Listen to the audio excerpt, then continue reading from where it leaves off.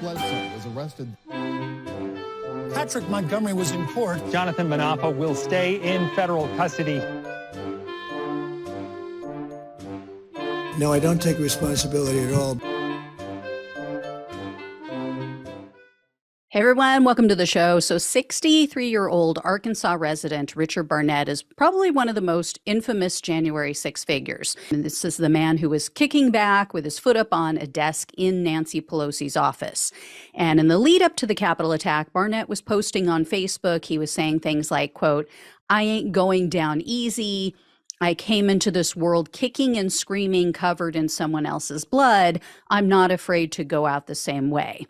He also said, quote, "Anyone, and I mean anyone, that does not support the Constitution of the United States of America is my enemy and will be treated as such, civilian, law enforcement, or military." So I guess he means Trump, because Trump is the one who wants to abolish our Constitution, right?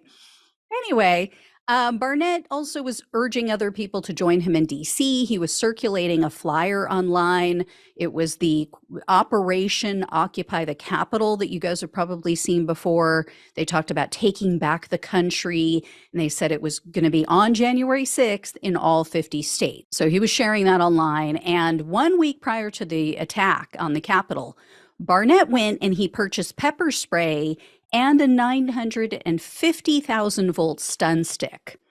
So this stick also had spikes on it. So the prosecutor said, you know, it could have been used as a knife too. It could be used as a blunt force object.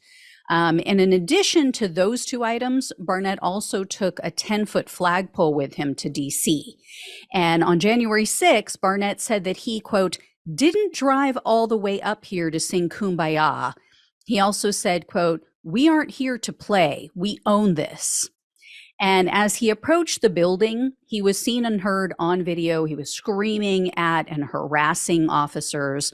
And then sometime later, Barnett illegally entered the building. Other members of the mob who had gotten in through other openings or other doorways went around and opened the door from the inside. So he and others streamed in. He made his way to Nancy Pelosi's office. He sat at the desk of her director of operations. He put his foot up on the desk, as I mentioned. He stole an envelope which had the speaker's name on it. And then Barnett was posing for pictures while he was sitting in the chair, the infamous one that's gone all over that went viral. You could easily see the stun stick was hanging off of his belt loop.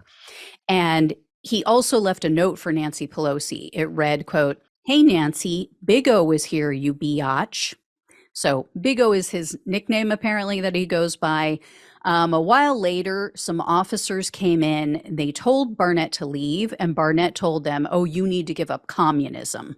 And then he warned a female officer that if she was on the, quote, "wrong side," she would, quote, "get hurt."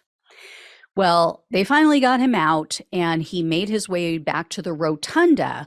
And then Barnett realized that he left his flag in Pelosi's office. So he started arguing with the officers, and then he started begging them to either let him back through or for them to go get his flag.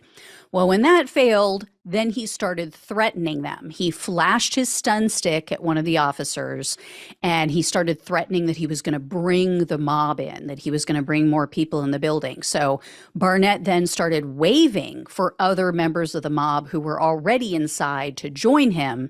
And he told the police, quote, "You all better get my flag. I'm going to bring him in. They'll shove me right through here. I'll get my flag." Well, eventually the mob did breach the police line again, and Barnett tried to get by the police to go get his flag, but then he was sprayed with chemicals. So he finally at that point left the Capitol, but he remained on the Capitol grounds, and he continued to threaten the police. He was yelling through a bullhorn, and he was saying, quote, "This is going to get real bad." And then he was talking about a civil war. He was waving around the envelope that he had stolen, and in an interview, Barnett lied about why he took that envelope. He said, quote, "I bled on it because they were macing me and I couldn't fucking see. So I figured I am in her office. I got blood on her office. I put a quarter on her desk even though she ain't fucking worth it." Remember, Was not sprayed. No one sprayed him until he was out of Pelosi's office and in the rotunda. So, we've got another wannabe warrior here. Reality set in, though, at some point on the drive home because Barnett shut off his location services. And they say he was using a face mask, what they call a face diaper. Anytime he entered stores, he would put that on. Then he paid in all cash. Well, sometime after returning home, Barnett got rid of his phone and he got rid of the stun stick because the FBI never recovered those items. And he told the FBI, basically admitted that he ditched them. He told them, oh, you can search my house, but you're not going to find anything important because I'm a, quote, smart man. So Barnett was arrested on January 8th of 2021, and in a superseding indictment, he was charged with civil disorder, obstructing an official proceeding, entering a restricted building or grounds with a dangerous weapon, disorderly conduct in a restricted building or grounds with a dangerous weapon, entering certain rooms in the Capitol, disorderly conduct in a Capitol, parading or demonstrating in a Capitol, and theft of government property. Following his arrest, Barnett remained defiant. He told the FBI he didn't regret his actions. He said, quote, I would do it again. And while he was detained, because initially they held him from January until April of 2021, and then he was released. But during that time, he tried to cash in on his infamy. He told his partner to copyright the phrase, Nancy, Big O was here, you biatch. He said he wanted to sell merchandise with that on it. And then he set up a donation page where he, of course, played the victim. He sold autograph photos of himself sitting in Pelosi's office. So Barnett refused a plea deal. And in January of 2023, a jury found Barnett guilty on all counts. And that was after he and his attorney laughed throughout the trial. They literally acted like it was a joke. So based on the most serious felony conviction, Barnett was facing up to 20 years in prison, 3 years of probation, and $250,000 in fines. This time, the prosecutor asked for 87 months in prison, 3 years of probation, a $25,000 fine, and $2,000 in restitution.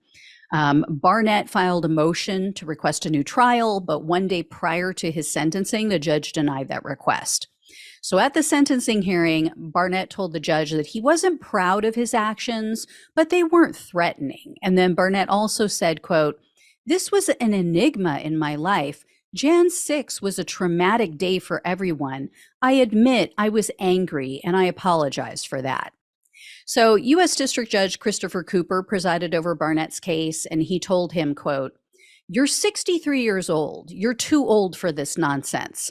But for better or worse, you have become the face of January 6th, and I think you enjoy it.